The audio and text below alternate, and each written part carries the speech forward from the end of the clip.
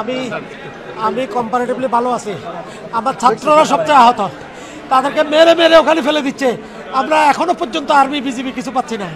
আমার হাত দুটা চাপ দিয়ে তারা ইয়ে করছে আমার অসুস্থ হাতে। প্রত্যেকটা ছাত্রকে দাঁড় দিয়ে কোপাচ্ছে, সব দিকে কোপাচ্ছে। এটা কোন জায়গাতে আছি আমরা? আমরা আমাদের ছাত্রদেরকে উদ্ধার করার জন্য বলেন, আপনারা সব জায়গায় বলেন। আমরা ওদের তুলনায় অনেক ভালো আছি। আমাদের ভক্তরা আহত, আবার প্রভিসি একাডেমিক আহত, আমাদের সকল শিক্ষককে মারছে, আমার সকল ছাত্রদেরকে মারছে, কন্টিনিউ মারতেছে, এখনই মারতেছে। আমরা মেডিকেলে জায়গা দিতে পারতেছি না। সিটাং মেডিকেলে আমরা 3টা গাড়ি বানাইছি, এখানে আমাদের 400-500 ছাত্র এখানে আহত হয়েছে। আমাদের ছাত্রদের আমরা কোন জগতে আছি? সকল ছাত্রলীগের ক্যাডাররা, সকল বড় বড় ক্যাডাররা এখানে ঢুকে ঢুকে হেলমেট পরে তারা আমাদের শিক্ষার্থীদেরকে মারতেছে।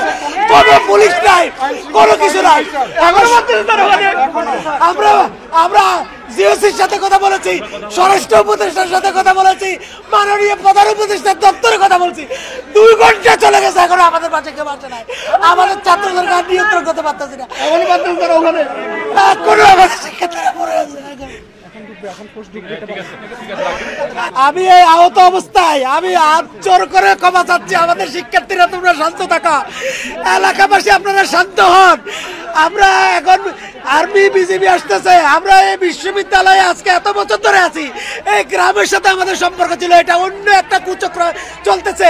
এই গেমে কেউ হাত দিও না ভাই, তোমরা দয়া করে তোমরা শান্ত হও, তোমরা শান্ত হও। আমরা অনুরোধ করতেছি, আমরা তোমাদের সাথে আছি, তোমরা শান্ত হও, এগুলোর বিচার হবে, তোমরা শান্ত হও।